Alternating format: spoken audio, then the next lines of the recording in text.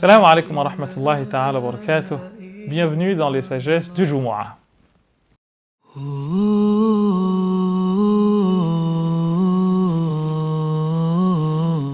تنوعت أجناس الأعمال لتنوع واردات الأحوال.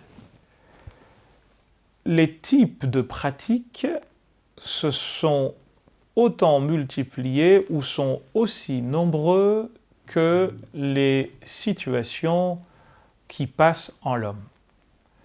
Cette sagesse, chers frères, chères sœurs, chers amis, nous apprend que, en fait, il en est de l'homme comme de la vie.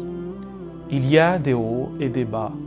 Il y a des instants de concentration et des instants de faiblesse, des instants de joie et des instants de malheur, des instants de force et des instants de maladie, des instants de courage et des instants de beaucoup moins de courage. Bref, l'homme, la vie qu'il mène est loin d'être un long fleuve tranquille.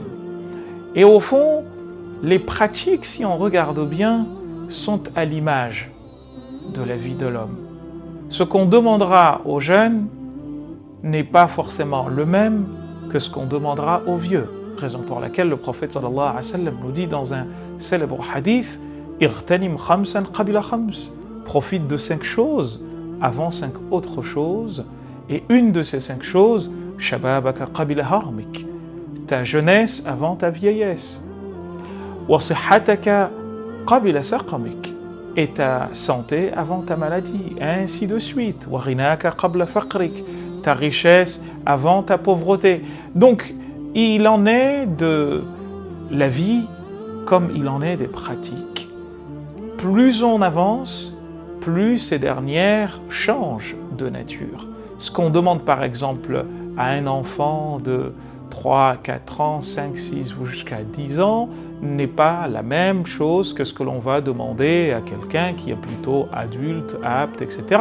On voit par exemple que, quand on n'a pas atteint l'âge de jeûner, ou quand on est malade et que l'on ne peut pas jeûner, ou pour la femme quand elle est enceinte ou qu'elle allait, etc. Bref, il y a des pratiques qui changent en fonction, n'est-ce pas, de la situation des gens, en fonction de l'état de la personne. Alors il dit, Ibn Ata'illah al-Sakandari, de manière assez courte, mais voyez-vous, c'est une petite phrase, mais dans laquelle j'ai envie de dire, on pourrait résumer l'ensemble du fiqh. C'est un peu comme si on disait, c'est en fonction de ce que vous êtes, en fonction de ce dont vous êtes capable, que vous allez justement être jugé, et que surtout on va vous demander des choses. Dieu dit dans le Coran, à plus d'une reprise, qu'il ne saurait être demandé à l'homme que ce dont il est capable. Donc, au fond, c'est la première chose, ou plutôt le premier message qu'envoie cette sagesse. Tanawwa'at ajnasul a'mal. Les types d'œuvres à faire, sont multiples, comme le sont les situations, ou plutôt les étapes que traversera l'homme ainsi que sa vie. Alors on nous dit, cette sagesse en réalité, elle nous dit, chers amis, que nous devons apprendre à respecter les obligations, à respecter les injonctions qui nous sont faites, mais en fonction de ce dans quoi on se trouve. La yukallifullahu nafsan illa wus'aha, dit Dieu dans le Coran. Il ne saurait être demandé à quelqu'un autre chose que ce dont il est capable. Ça, c'est la première des choses.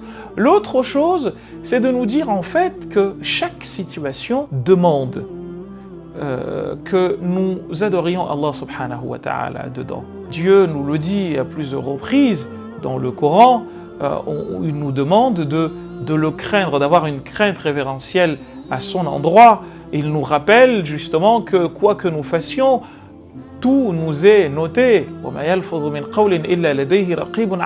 Quoi que nous disions, il y a quelqu'un qui note ce que nous disons. Donc c'est une manière de nous inviter à être conscients du fait qu'il n'y a pas de temps perdu. Tout ce que nous faisons, même la respiration, nous est compté. Une manière de dire en fait que nous devons être des gens qui savent ou qui savons tirer profit du temps.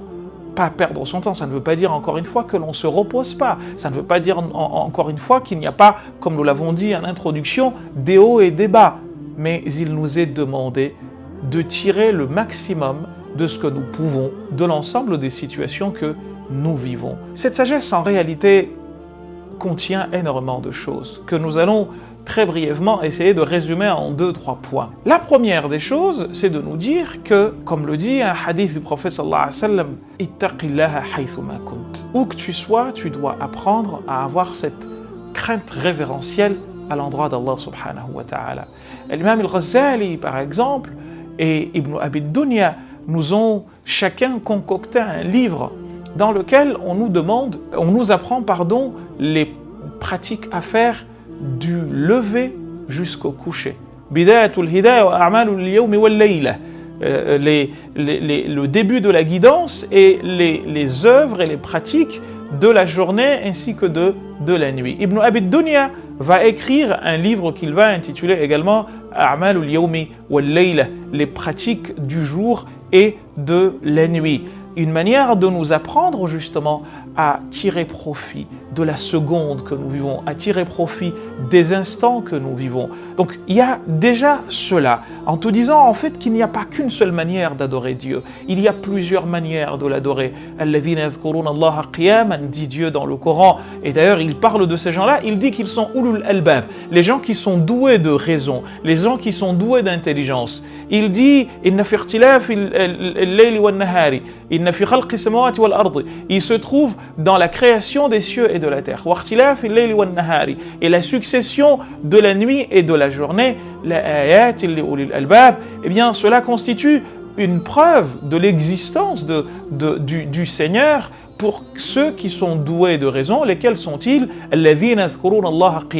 Ceux qui se rappellent leur Créateur qiyaman, en étant debout, wa qu'udan, en étant assis, wa ala junubihim, et en étant allongés. Une manière de dire que dans toutes les situations, eh bien, ils sont en communication avec leur Seigneur, الذين يذكرون الله قياما وقعودا وعلى جنوبهم ويتفكرون في خلق السماوات والأرض, et qui méditent la création de la terre comme de la terre, et qui à la fin disent eh bien subhanak ma khalaqta hadha batilan subhanak, tu n'as pas créé cela au hasard, gloire à toi. Donc ça c'est quelque chose de fondamentalement important, et c'est, j'ai envie de dire, le premier message qu'on nous envoie, c'est-à-dire respecter, voir le Créateur dans tout ce que nous faisons, et j'ai envie de dire, pas seulement en attendant d'être à la mosquée, ou pas seulement en attendant d'être ici ou là, mais nous devons d'avoir un comportement digne vis-à-vis de notre Seigneur dans toutes nos situations,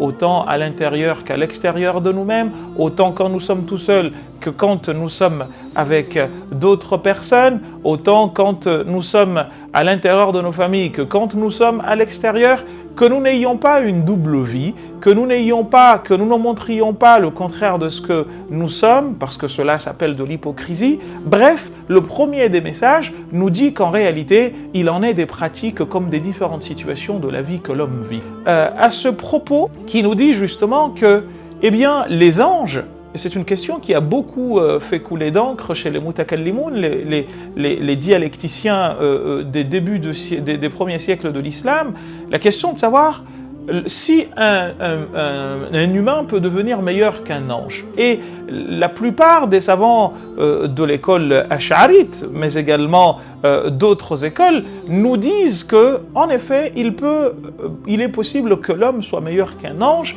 Pourquoi? Eh bien, disent-ils, parce que les anges, justement, Dieu les a créés, eh bien, selon les unités de prière ou selon d'autres pratiques comme le pèlerinage. Un exemple, il y a parmi les anges ceux qui sont créés pour rester debout dans la situation de la prière. Et donc, ils ne connaîtront jamais d'inclinaison. Et ceux qui connaissent l'inclinaison, donc, ils sont créés pour rester inclinés toute leur vie, jusqu'à la fin de leur vie, ils restent comme ça. Et enfin, ceux qui sont en situation de prosternation, eux aussi, ils sont créés pour rester en situation de prosternation. Et ceux qui sont en situation de tashahhud, en faisant tahiyya.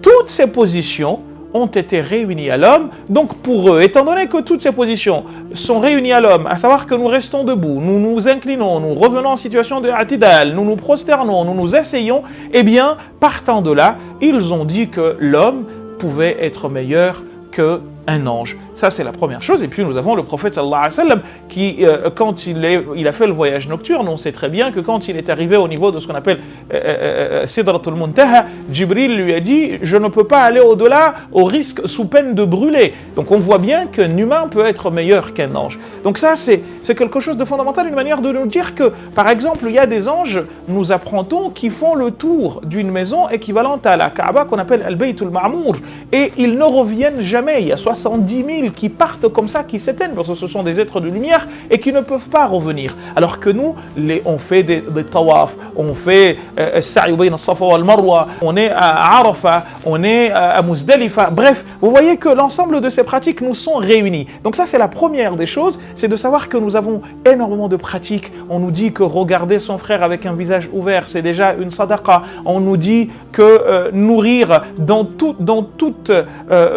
endroit se trouvant la vie, se trouve des hasanat. On nous dit, par exemple, que être au service de ses parents, il n'y a pas meilleure œuvre. On nous dit même que chercher à se faire aimer des gens, il n'y a rien de mieux, dit le prophète sallallahu alayhi wa sallam, que cela après la foi en Dieu. Voyez-vous, donc il existe 1 million de manières d'adorer Allah subhanahu wa ta'ala. Et puis, l'autre point très important, et nous nous arrêterons là-dessus parce qu'il y a beaucoup de choses à dire à ce sujet, l'autre point, c'est de nous dire qu'en fait, il y a des états de faiblesse et des états de force. Et il y avait un compagnon qui s'appelait Hanzala, qui s'est trouvé un jour dans les ruelles de Médine en train de crier « Nafaqa Hanzala wa halaka Hanzala ». Hanzala est devenu hypocrite et Hanzala est perdu. Et là, Abu Bakr le trouve dans cette situation, lui dit « Ma bika Hanzala, qu'est-ce qui t'arrive ?» Et Hanzala lui dit « Abu Bakr, tu ne vois pas que des fois, quand nous sommes avec le prophète sallallahu alayhi wa sallam, nous nous trouvons avec une foi incroyablement développée. Mais quand nous sommes entre nous, eh bien, nous cédons à nos habitudes, etc. » Et là, Abu Bakr lui dit, mais tu as raison, allons voir le prophète sallallahu alayhi wa sallam. Et là, quand il voit le prophète sallallahu alayhi wa sallam, ils lui disent cela, le prophète leur dit, Ya Hanzala, oh toi Hanzala, il y a un instant où tu vas être fort, et un autre où tu seras faible, et Allah subhanahu wa ta'ala est conscient de tous ces instants qui te traversent. Donc, n'aie crainte, fais en fonction de ce que tu peux, et c'est la raison pour laquelle le prophète sallallahu alayhi wa sallam nous dit que « Ma amartukum bihi, fa'tu minhu mastata'tum » Ce que je vous demande de faire, faites-en ce que vous pouvez. Voyez-vous? Alors que ce qui est des interdits, on nous a dit de nous en éloigner, mais pour ce qui est des choses que nous pouvons faire, eh bien on nous demande de faire ce que l'on peut. Donc il ne faut pas se prendre la tête, faire des choses qui sont au-dessus de nous, parce que c'est pas ce qui nous est demandé. Il nous est pas demandé de nous imposer ce que nous ne pouvons pas faire, car nous dit notre mère Aïcha radhiyallahu anha wardaha, afdalul a'mal, la meilleure des pratiques, madame wa in qal, c'est ce qui dure dans le temps, même si c'est peu. Donc allons-y mollo, doucement, ne nous imposons pas ce que nous ne pouvons pas porter. Voilà cette sagesse, il y a autant de pratiques qu'il y a de changements dans nos vies. Il faut en être conscient et adapter sa pratique à ces réalités-là qui nous traversent. Ce que je fais en étant jeune, je ne pourrai pas le faire en étant vieux. Ainsi va la vie, car la vie n'est pas un long fleuve tranquille, autant que les pratiques ne sont pas naturellement identiques selon que nous sommes dans une situation ou dans une autre. C'était la sagesse du Jumu'ah. N'hésitez pas à en discuter et surtout à vous la faire vôtre, bien entendu, après que vous l'aurez partagée.